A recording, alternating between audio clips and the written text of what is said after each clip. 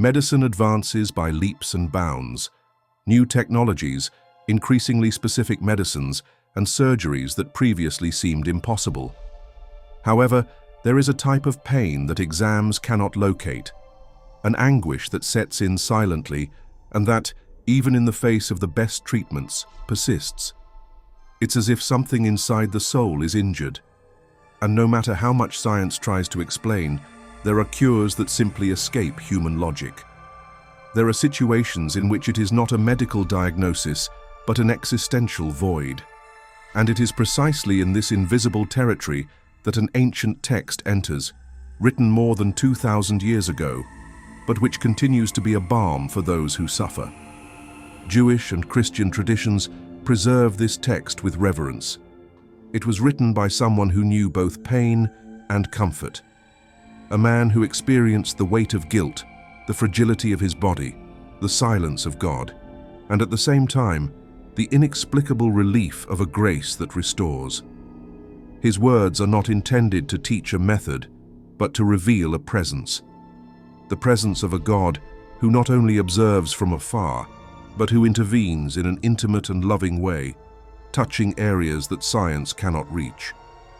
Psalm 103 begins with an intimate and radical invitation. Bless the Lord, O my soul, and all that is within me, bless his holy name. This outcry is not directed at an audience. It is neither a public declaration nor a formal prayer. It is an inner dialogue, a conversation between the author and his own soul. It's as if he is calling on the deepest part of you to remember, to not forget, to recognize who God is.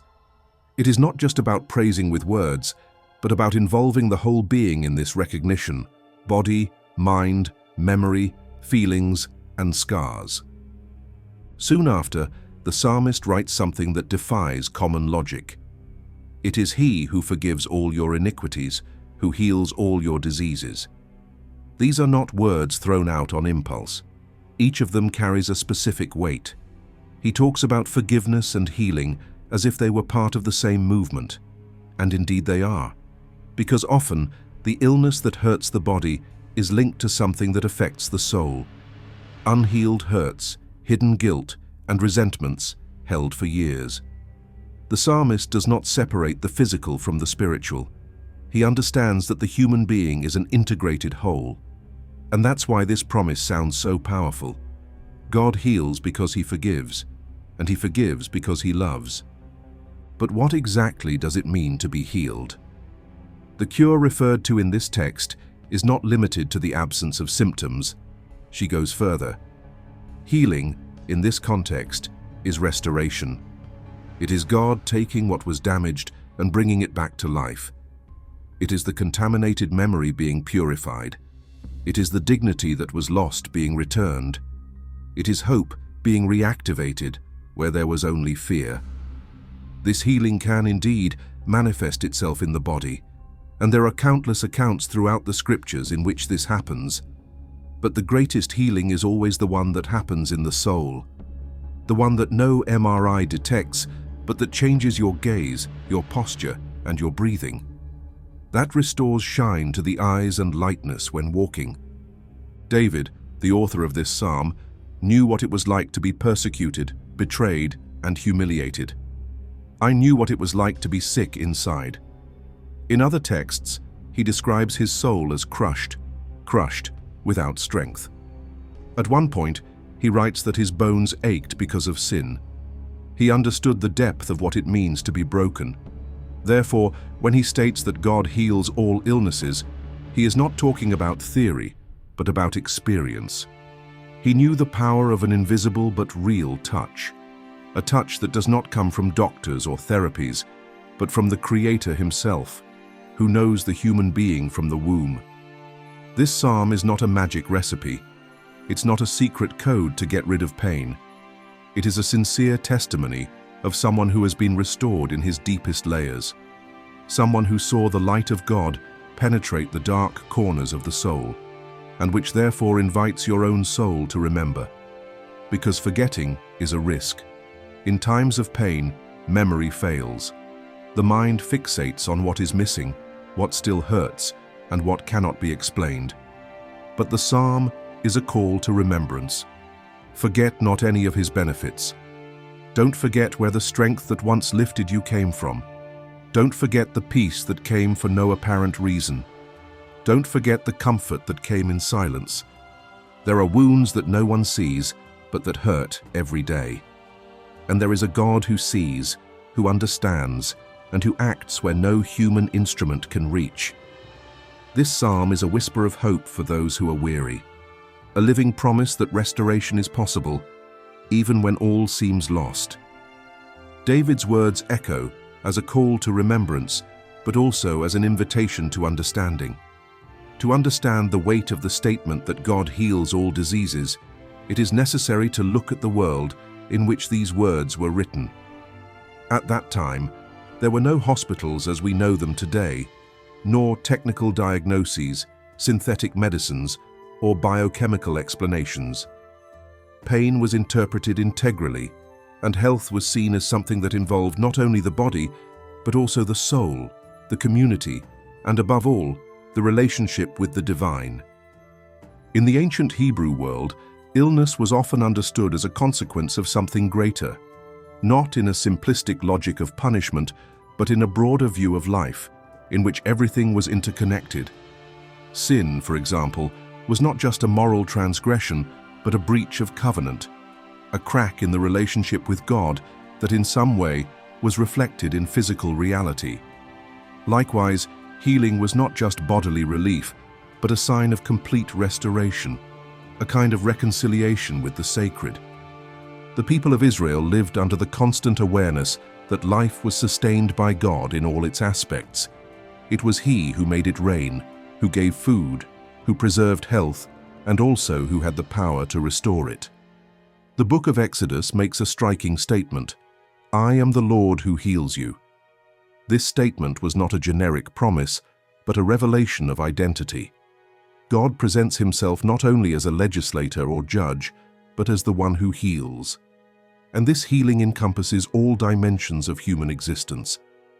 In the culture of that period, visible and invisible illnesses profoundly affected a person's social and spiritual position. A man with leprosy, for example, was removed from society, considered unclean, and prevented from participating in religious practices. The disease was isolated. The illness was excluded. Therefore, the cure was much more than the elimination of symptoms.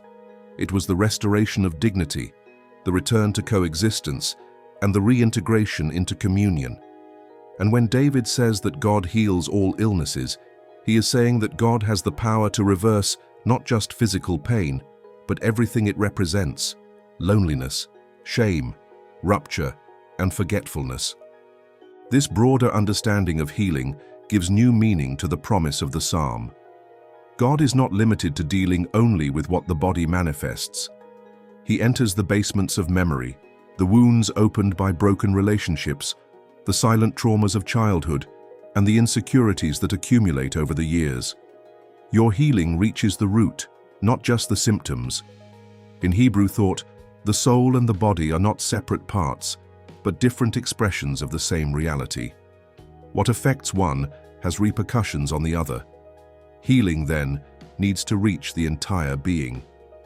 David, as a leader, warrior, and worshipper, knew these dimensions. He experienced battles on the field and in conscience. He knew what it was like to face armed enemies, but he also knew the enemies within: guilt, anguish, and regret. There are reports in which he finds himself faced with his own mistakes, feeling the crushing weight of the consequences. And yet, it is in this context that he sings about healing, because even in the biggest falls, he found an outstretched hand. Not a hand that just relieves, but that transforms, a presence that reorders everything that has been broken. When looking at this cultural and spiritual scenario, it is possible to see that the promised healing is not an isolated miracle, but an ongoing gesture of God's character. From the first biblical records, he is shown as the one who sees, who hears, and who acts. It was like this with Hagar, the slave who fled into the desert and heard from God, "I have seen your affliction." It was like this with the people in Egypt when the cry reached the heavens. And it was like that with so many others who, even without knowing how to name their pain, found a response in the divine silence that turns into consolation. This is the same logic that involves the 103rd Psalm. It is not a blanket statement, but an intimate confession from someone who has experienced this restoration in all walks of life. David is not writing from the top of a tower, far from reality. He writes with the smell of the desert on his skin, with his eyes marked by old tears, and with his heart still beating from the experiences he has lived. Every word has weight. Every sentence has a story. This is not just any song, but a testimony that has passed through generations, because it carries something that logic cannot contain: the living memory of a God who heals from the inside out. The view on healing, therefore, begins to broaden. It is not limited to what can be seen in an exam or in a diagnosis.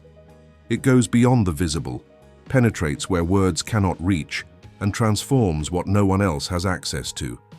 And this deeply spiritual dimension makes the 103rd Psalm more than an ancient text. It makes it a mirror where each reader is invited to see themselves, and even more, to be seen by God. When David states that God forgives all iniquities and heals all diseases, he is uniting two dimensions that are often treated separately: forgiveness and healing. In the Hebrew tradition, the concept of iniquity does not only concern wrong actions, but carries the idea of something that has been twisted, distorted, like a line that has lost its original trace. The human soul, marked by so many falls, so many wrong choices, and so many diverting influences, carries these marks within itself. And that is precisely where healing begins, in the restoration of what was bent. This type of healing is not instantaneous, is not always visible, and is often not understood by outsiders. Society has become accustomed to measuring health by the absence of pain, by the body's efficiency, and by the appearance of normality. But the Bible presents a deeper concept. To be healed, according to God's heart, is to be made whole again. It is to rediscover the meaning of existence. It means having the connection with the Creator, with yourself, and with others restored. And that restoration begins with forgiveness, because forgiveness removes the poison that corrodes inside. It breaks the cycle of blame, shame, and self-sabotage. In describing God as the one who redeems life from destruction and crowns it with loving kindness and mercy, David is using images of reversal. What was being lost, he rescues. What was rubbish, he transforms into something worthy. What was on the verge of the end, he gives value. And he does this not out of obligation, but out of kindness, because it is God's essence to restore. This is why mercy appears so frequently in this psalm, not as an excuse for error, but as the heart that moves all of God's actions towards human beings. Mercy, in the biblical understanding, is not just compassion. It is concrete action in favor of others, even when they do not deserve it. And this action is presented as a crown, not as an ornament, but as a sign of identity. God crowns the broken with mercy. He doesn't just patch up what's torn, he reshapes the identity of the one who suffers. It's not just an improvement in the situation, it's a change of position. What destruction tried to erase, God restores with honor. What was gray, he clothes with glory. The psalmist goes on to say that God fills the mouth with good things, so that youth is renewed like the eagles. This metaphor brings a strong image, that of inner rejuvenation. The body may age, but there is a spiritual vigor that only the presence of God is capable of restoring. The eagle, in ancient tradition, was a symbol of strength, of high vision, and of renewal. Davy is not talking about biological youth, but about an inner strength that allows us to start over, dream, and rise up even after being knocked down. It is not about denying suffering, but about finding, within it, the possibility of resurfacing with a new breath. This excerpt from the psalm reveals that healing is not an end in itself. It is part of a larger transformation process. God does not simply erase the symptoms of pain. It restructures what pain tried to destroy. It not only heals, but also reconfigures. And this fresh start is not automatic. It happens as the soul opens, as the memory recognizes, as trust is restored. It is a path that passes through the truth about who God is, but also the truth about who we are. Therefore, David speaks of a God who delivers justice and judgment to all who are oppressed. He is not just looking at individual pain. He knows that there are entire systems built on injustice, on oppression, on abuse. God's healing is not only private, but also collective. She reaches the orphan, the widow, and the stranger. Reach the marginalized, the forgotten, the silent. When the psalmist states that God delivers justice, he is saying that there is a correction underway, something that God is doing not only inwardly, but also in history. God's healing touches structures, restores destinies, and reverses sentences. This God who heals all illnesses is not distant or indifferent. He is the same one who, according to the psalmist, revealed his ways to Moses and his deeds to the children of Israel. It is a God who communicates, who manifests himself, who gets involved. He is not hidden behind a closed sky. He is the one who, from the beginning, decided to get closer. That revealed itself in the middle of the desert, that led across the open sea, which he sustained with manna. And it is this same God that David experiences personally, in his story marked by ups and downs, victories and defeats, glory and wounds. The image that the psalm constructs is that of a God who deeply knows human beings and who, even so, stoops to heal them. A God who does not expect perfection, but responds to sincerity, which does not require strength but offers rest, that doesn't require explanations but welcomes crying. A God who not only observes the wounds, but enters them with the promise of complete restoration. There are wounds that bleed without breaking the skin, wounds that hide behind automatic gestures, ready-made phrases, and routines that no one questions. These are pains that have no diagnosis, but that shape behaviors, destroy bonds, and weaken hope. These are old traumas that time has not resolved, words that echo too deeply, and silences that cut more than screams. And, faced with these invisible marks, the body does not always react. Sometimes he just falls asleep, as if he wants to forget. But the soul doesn't forget. She records everything, and it is precisely there that divine healing acts most deeply. The 147th Psalm expresses this reality in simple words, but which carry immense weight. He heals those who are broken-hearted and binds up their wounds. Here the psalmist is not talking about fever, visible wounds, or external illnesses. You are talking about inner pain, from the heart that was broken by losses, rejections, and injustices. He is saying that there is a special care of God for those who have been broken inside, with those who, despite still breathing, feel that something has been lost, with those who keep walking but without direction, with those who smile but no longer believe. This kind of pain is difficult to explain, and perhaps for this reason, it is also more difficult to treat. Medicine can offer valuable resources, therapies that help, and support that soothes. But there are places within the human being that only the presence of God can touch. And not because God competes with knowledge, but because he goes beyond what is measurable.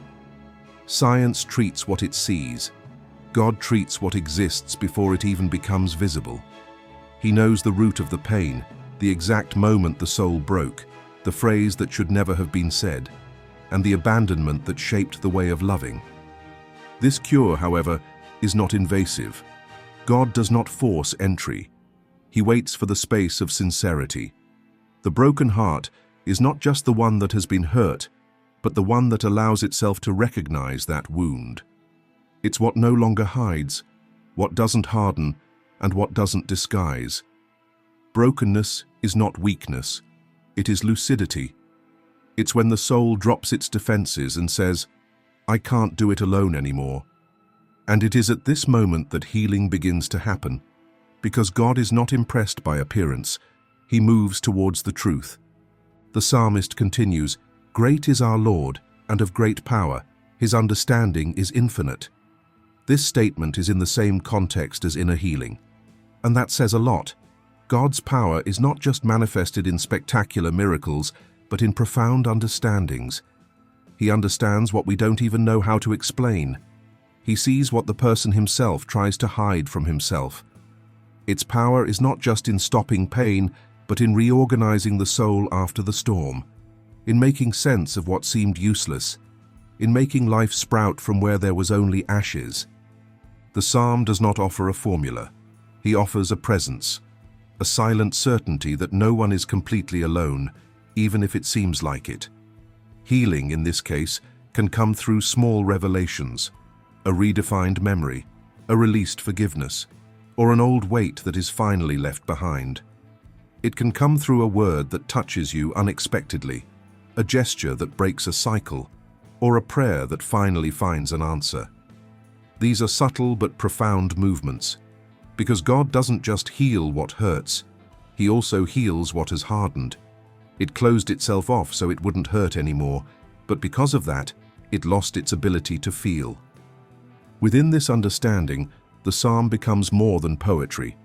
It turns into a map, a way back, a reminder that pain is not the end, that brokenness is not failure, that the soul can be rebuilt, piece by piece, even when everything seems irreversible. And this reconstruction does not happen by merit, but by grace. It does not depend on performance, but on delivery. It is the recognition of one's own limitation that opens space for divine action. It is the silence of those who no longer know what to ask for that allows us to hear the voice of those who know exactly what to do. Throughout Scripture, there are countless moments when this silent healing manifests itself. An example is Elijah, the prophet, who, even after great spiritual victories, felt exhausted, alone, and without purpose.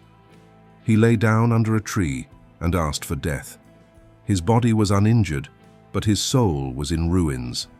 And God did not rebuke him. God fed him, let him rest, and spoke to him in a whisper. It did not come in an earthquake, nor in fire. Came in a soft sound, because sometimes healing needs silence, rest, and gentle care. The same happens with many who today walk as if they were whole, but inside they hold pieces. The fragmented soul does not rebuild itself in a hurry. It needs to be played with patience. And that is exactly what the psalm reveals. A God who does not despise the broken heart. That does not rush healing, but that remains during the process. A God who understands that pain is real, but who also knows that there is something beyond it. The complexity of divine healing is also revealed in that which completely escapes reason. There are stories that defy any logical explanation. People who were diagnosed with irreversible diseases and unexpectedly found themselves free of all symptoms. People who lived for years under the weight of depression and without a clear justification found lightness, comfort, and lucidity. Healings that did not follow protocols, that were not the result of formulas, but that took place in the midst of fragility, silent prayer, and total surrender. And in the face of these events, there are no arguments left, only reverence. In the biblical narrative, this type of healing is not uncommon. It happens when human logic has given up. One of the most emblematic examples is that of Naaman, a Syrian commander, a man of prestige and strength, but who carried the mark of leprosy, an illness that, at that time, meant not only physical suffering, but also isolation and shame. Naaman sought out the prophet Elisha, expecting a complex ritual, something grand.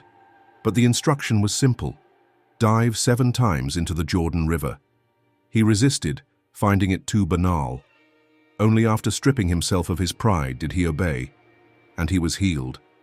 The healing happened not because there was something special in the water, but because there was humility in following what seemed meaningless. This type of event, reveals a deep spiritual principle. Healing often manifests itself in surrender, not in the fight for control, not in the attempt to understand everything, but in the act of trusting even without seeing. It is when a person lets go of their own demands, their own merits, their hasty conclusions, and surrenders to a dimension that is beyond calculation. This is where grace acts most freely. Because grace doesn't need to be understood, it needs to be received. And this experience is not limited to the biblical past. Throughout history, thousands of people have witnessed cures that medicine could not explain. Cases in which doctors recognized, "We don't know how this happened." It is not about denying science, but about recognizing that there are spaces where it does not yet reach. Divine healing is not in opposition to human knowledge. She just transcends it. It moves by another logic, which is not that of proof, but that of compassion. And this logic has transformed lives in silence, far from the stage, behind the scenes of existence. It is important to recognize, however, that the absence of physical healing does not mean the absence of healing. Often, healing happens differently than expected, not as immediate relief from pain, but as strength to overcome suffering. Not as the disease disappears, but as an inexplicable peace that takes over the heart. There are people who, even in the midst of illness, have a sparkle in their eyes, a serenity that cannot be learned from books. They were healed from within, touched by a presence that sustains, that consoles, that reconfigures the way of living. The Apostle Paul is a clear example of this. In his letters, he mentions a thorn in the flesh, something that deeply troubled him but was never removed. He prayed, asked, and insisted. But the divine response was different. "My grace is sufficient for you, for power is made perfect in weakness." And Paul understood. He understood that, even without physical healing, he had been visited by something greater, a strength that came from God and that sustained him in an inexplicable way. The pain did not disappear, but it lost its grip. The weakness remained, but it began to be crossed by a power that did not come from him. This leads us to a fuller understanding of divine healing. It does not always remove pain, but it redefines the place that pain occupies. It transforms the meaning of suffering. What was previously seen as a curse is now understood as an opportunity for intimacy with God. What once seemed like a limit becomes a path of revelation. This is not about resignation, but about transformation. The soul stops fighting pain and begins to live above it, sustained by a promise that cannot be broken, that God is present. And where He is, there is the possibility of life, even if the external signs remain unchanged. The healing that cannot be explained is often the most profound, because she doesn't need to prove anything. It just happens. It is perceived in the rediscovery of purpose, in the restoration of hope, and in rest in the midst of turmoil. It manifests itself when the soul, tired of resisting, finds rest in a love that does not require performance. And, in this place, a new way of living was born, no longer guided by fear, but by trust, no longer marked by doubt, but by presence. This is why the Psalms are so powerful. They are not medically treated. They are human confessions. They are voices that cry, that scream, that are silent. They are mirrors of the soul. And at the same time, they are open windows to the divine. They don't hide the pain, but they don't hide the healing either. They show that it is possible to live deeply, even in the midst of chaos, and that there is a God who continues to touch the invisible, even when everything seems closed. There is something profoundly transformative about the way the Psalms treat pain. They offer no guarantees that life will be easy, nor do they promise a path without tears. What they offer, in fact, is an even more powerful truth: the certainty that even in pain, there is company. Even in silence, there is an answer. Even at night, there is a presence. The Psalms do not hide the questions, the dilemmas, or the moments of anguish in which it seems that God has moved away. But they also don't hide the moments when, Without warning, an inexplicable peace took the place of the storm. It is in this place of spiritual honesty that healing begins to make sense, not as magic, but as a reunion with what is essential. The language of the Psalms is marked by this oscillation between cry and confidence. They show men and women at their most vulnerable moments, facing loss, persecution, guilt, illness, and fear. But they also reveal something constant: the faith that resists, even when everything falls apart. Not a triumphalist faith, but a faith embodied in reality. A faith that, even wounded, continues to stand. And it is this faith that sustains the heart when the body can no longer take it. It is this faith that leads the soul to declare, as the psalmist did, "Even though I walk through the valley of the shadow of death, I will fear no evil, for you are with me." This, "you are with me," is the essence of healing that cannot be explained, because there are times when the pain is not resolved, but is accompanied, where the question is not answered, but is heard. And that presence changes everything. What was once despair can now be crossed with confidence. What was once an unbearable weight becomes shared lightness. The presence of God does not erase pain, but resizes it. It not only changes the circumstances, but also the way we look at them. And that, in itself, is healing. There are people who were transformed not by what they received, but by what they began to see. Healing, in these cases, is not an isolated event, but a journey, a continuous path in which each step reveals more of grace. And it is in this process that the Psalms become living tools. They are not texts frozen in time, but words that continue to breathe, reach, and touch. They don't just talk about God. They reveal how God communicates with the human soul in its most intimate language. The 103rd Psalm, with its promise that God heals all diseases, and the 147th Psalm, with its affirmation that He heals the broken-hearted, are like two arms in the same embrace. One addresses the body, the other the soul. One speaks of visible action, the other of invisible touch. Together, they form a complete vision of what healing really is, an intervention that reorders the human being in all its dimensions. That returns what was stolen by pain. Who rescues what was lost in the darkness? That restores what time and trauma tried to erase. This healing, however, requires openness. It requires a willingness to look inward honestly, to recognize that we are not always okay, to admit that there are pains that we hide even from ourselves, that there are wounds that have never been named. And it is at this point that the transformation begins. There is no healing without truth. There is no restoration without recognition. And there is no encounter with God without surrender. The Psalm invites us to do this, to let down our defenses, to abandon our facades, and to allow the Spirit of God to access even the places we avoid. The promise of healing is, first and foremost, the promise of presence, the certainty that the Creator is not absent in the face of chaos, that He does not retreat in the face of human pain. On the contrary, He approaches. He enters the story. He walks alongside. He listens when everyone is silent. He holds on when the strength is gone. He knows the soul deeply and is not scandalized by its wounds. He demands no explanations. He offers welcome. And so, healing becomes something that goes beyond understanding. It manifests itself in reconciliation with oneself, in the reunion with peace, and in the courage to start over.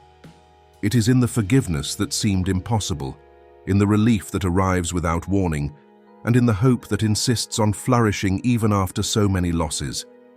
It is in the gesture that welcomes, in the word that heals, and in the silence that comforts.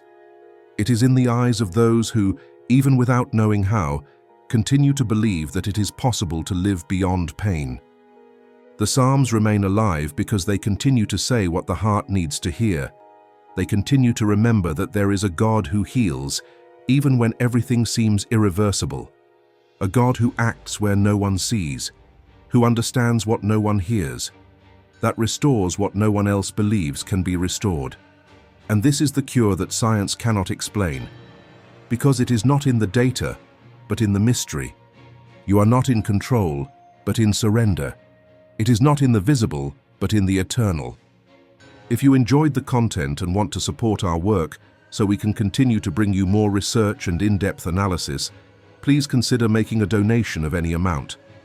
This contribution directly helps the channel grow and produce even richer materials. Thank you very much for your support. If this content made you think differently about healing, faith, and life, consider subscribing to the channel here. We walk together on topics that don't always have simple answers, but that carry deep and necessary questions. Leave a like if you want to support this type of reflection and share it with someone who may need these words today. Oh, and here's the invitation for the next video. There's another important song coming, and it might be exactly what you need to hear right now.